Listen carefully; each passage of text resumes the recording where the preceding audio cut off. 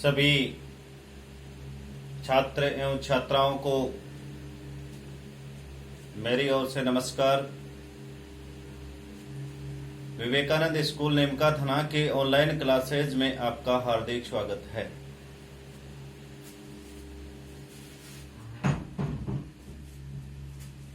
प्रिय छात्रों, बायोलॉजी की ऑनलाइन क्लासेज को आगे बढ़ाते हुए आज के लेक्चर में अपना पॉइंट है नर युग्म कोद्भिद। पॉइंट है नर युग्म कोद्भिद। ऐसे इंग्लिश में मेल गैमेटोफाइट कहते हैं। प्रिय छात्रों, बोर्ड एग्जाम की दृष्टि से यह पॉइंट मोस्ट है। 2 नंबर का क्वेश्चन बनता है, तो थोड़ा ध्यान से देखना। प्रिय छात्रों, नर युग्म कोद्भिद किसे कहते हैं? तो जो अंकुरित पराग कण होता है, जर्मिनेटेड पोलन ग्रेन होता है, तो इस अंकुरित पराग कण को ही क्या कहा जाता है? नर युग्म कोद्भिद। पराग कण का निर्माण लघु बीजाणु में होता है, लघु बीजाणु धानी में होता है, और लघु बीजाणु धानी से बाहर निकलने के बाद उस पराग कण का क्या होता है? अंकुरण।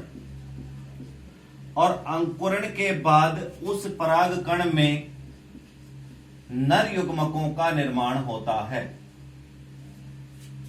पराग कण में नर युग्मक बनने के कारण इसे क्या कहा गया है? नर युग्म कोद्भिद। पराग कण को नर युग्म कोद्भिद की प्रथम कोशिका कहते हैं। कॉम्पिटिशन लाइक प्रश्न है, आपको पूछा जाए कि नर युग्म कोद्भिद की प्रथम कोशिका क्या कहलाती है?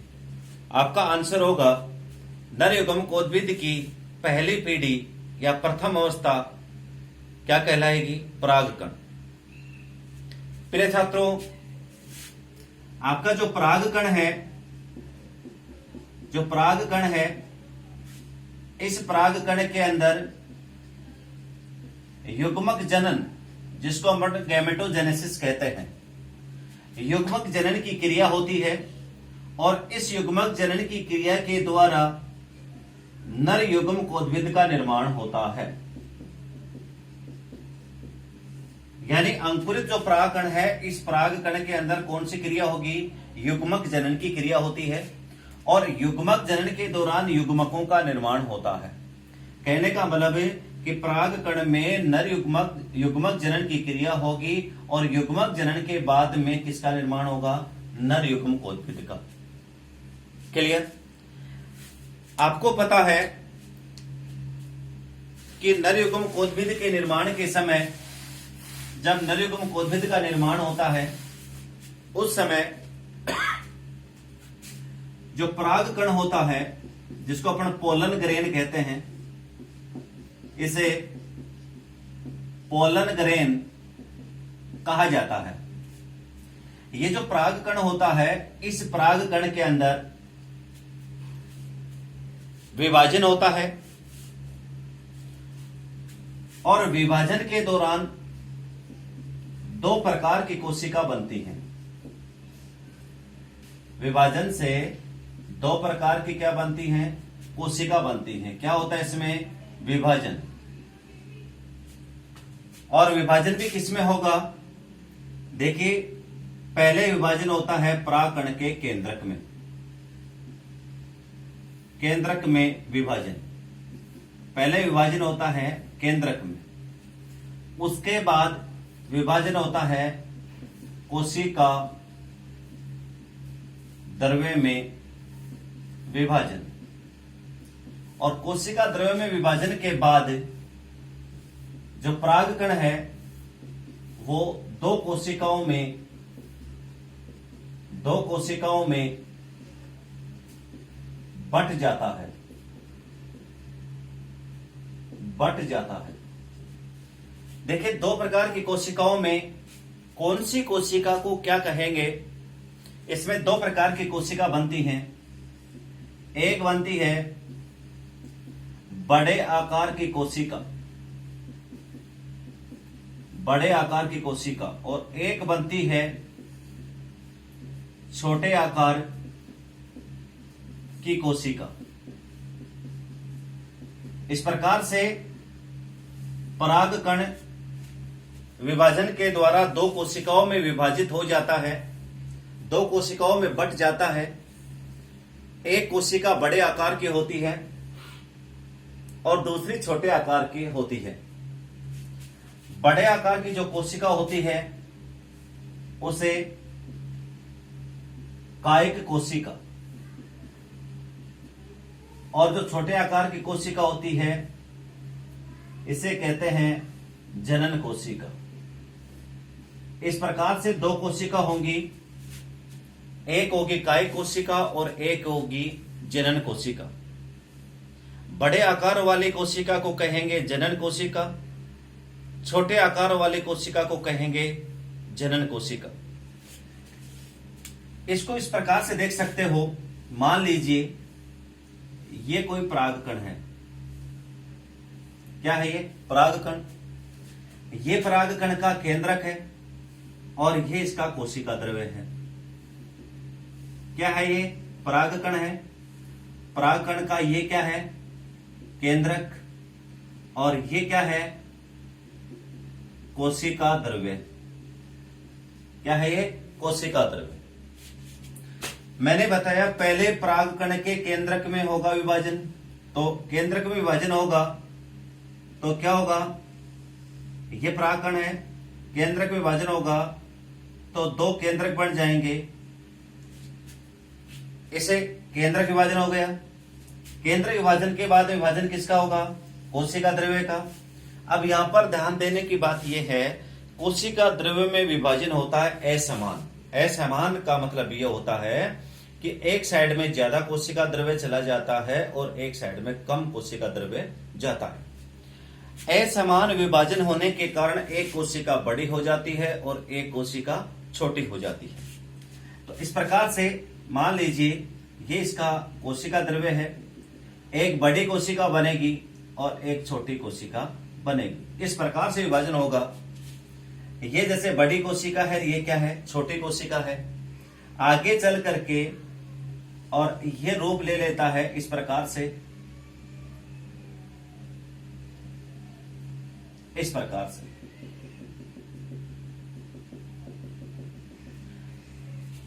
अब इसमें देखिए, ये छोटे आकार वाली जो कोशिका है वो है जनन कोशिका, और जो बड़े आकार वाली कोशिका है इसे कहते हैं कायिक कोशिका।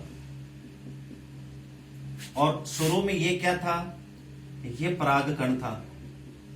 क्या था ये? परागकण। तो इस प्रकार से परागकण आगे चल करके दो कोशिकाओं में बट जाएगा, एक होगा कायिक कोशिका और एक होगा जनन कोशिका।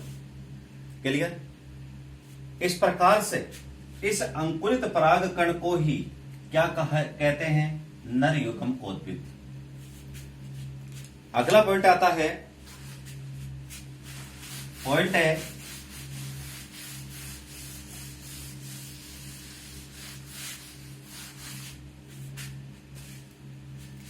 पॉइंट है परागकण की संरचना। स्ट्रक्चर ऑफ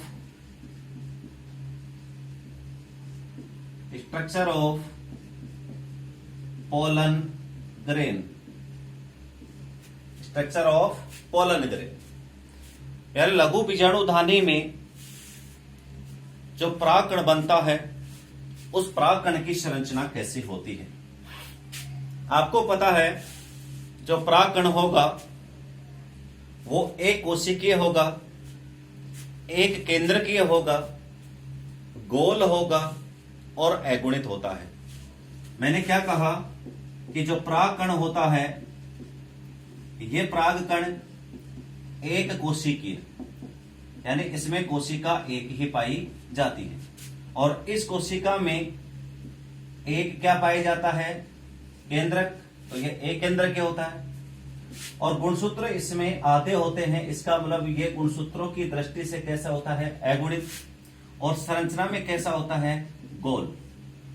तो पराग कण क्या होता है, एक कोशिकीय होगा, एक केंद्र के होगा, अगुणित होगा और गोल होगा।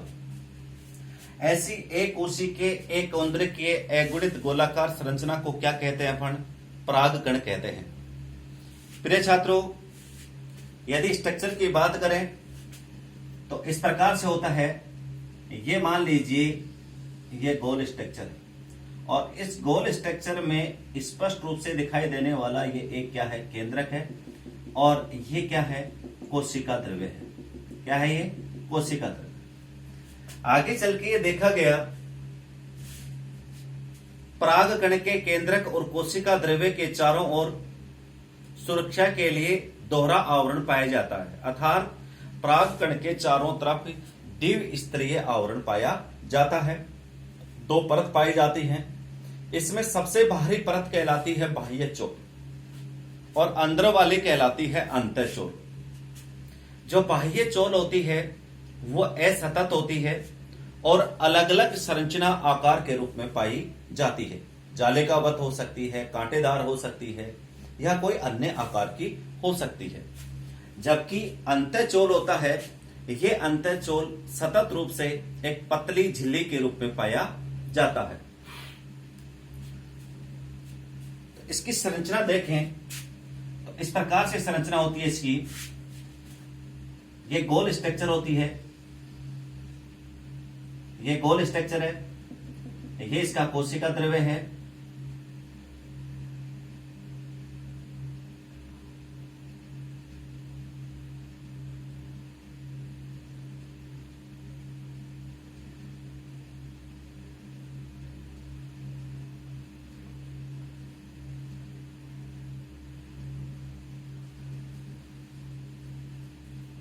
इस प्रकार से आपको ये परतें दिखाई दे रही होंगी।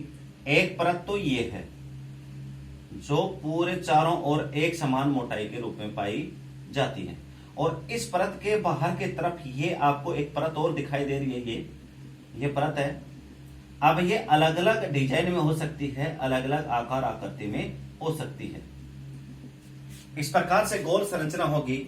इसमें आपको देखा होगा एक कोशिका दिखाई दे रही है, एक ही कोशिका है ये, तो इसको कहते हैं अपन एक कोशिका। इसके अलावा इसमें एक केंद्रक दिखाई दे रहा है, तो ये हो गया एक केंद्रक ही है। और इस यदि गुणसूत्रों की दृष्टि से देखें तो इसमें गुणसूत्रों की संख्या होती है आधी। आधी होने के कारण इसे क्या कह दिया, अगुणित। और संरचना देखें, इसकी आकृति देखें तो कैसी है, गोल है, इसलिए कैसा हो गया, ये गोलाकार। ये जो बाहर वाली है ये इसके अलंकरण कहलाते हैं। देखा होगा आपने, ऐसे कांटे के रूप में उभार है ये, जबकि अंदर वाली परत में उभार नहीं है। तो बाहर वाली जो परत है ये कहलाता है बाह्य चोल, जिसको अपन एक्जैन कहते हैं। क्या कहते हैं, एक्जैन। ये बाह्य चोल है। और अंदर वाला जो है, ये अंदर वाली जो परत है वो कहलाता है अंतःचोल, और इसको इंटाइन कहते हैं। क्या कहते हैं, इंटाइन। इस प्रकार से पराग कण के चारों ओर दोहरा आवरण पाया जाता है। बाहर वाली परत कहलाती है बाह्य चोल और अंदर वाली कहलाती है अंतःचोल। ये दो परतें पाई जाती हैं। बाकी आप यदि लेबल करना चाहो तो ये इसका क्या हो गया, केंद्रक। क्या हो गया, केंद्रक। और ये हो गया इसका कोशिका द्रव्य, ये हो गया कोशिका द्रव्य। यहां आपको ये गर्त से दिखाई दे रहे होंगे, इस प्रकार से गर्त दिखाई देते होंगे। ये गर्त क्या है, यहां पर आपने एक चीज और देखी होगी। देखिए जो बाह्य चोल होता है ये असतत होता है। क्या होता है, ये असतत। असतत का मतलब होता है पूरी मोटाई एक जैसी नहीं होती है, कहीं कहीं पर मोटाई होगी और कहीं पर नहीं होगी। जबकि अंतःचोल होता है ये सतत होता है, रेगुलर होता है। देखिए ये जो अंदर वाली परत है ये एक जैसी है। बाह्यचोल जहां पर एब्सेंट होता है, जहां पर अनुपस्थित होता है, वहां पर छिद्र बन जाते हैं और इन छिद्रों को कहते हैं जनन छिद्र। क्या कहते हैं? जनन छिद्र। तो इस प्रकार से ये एक परागकण की संरचना है। ये किसकी संरचना है? परागकण की।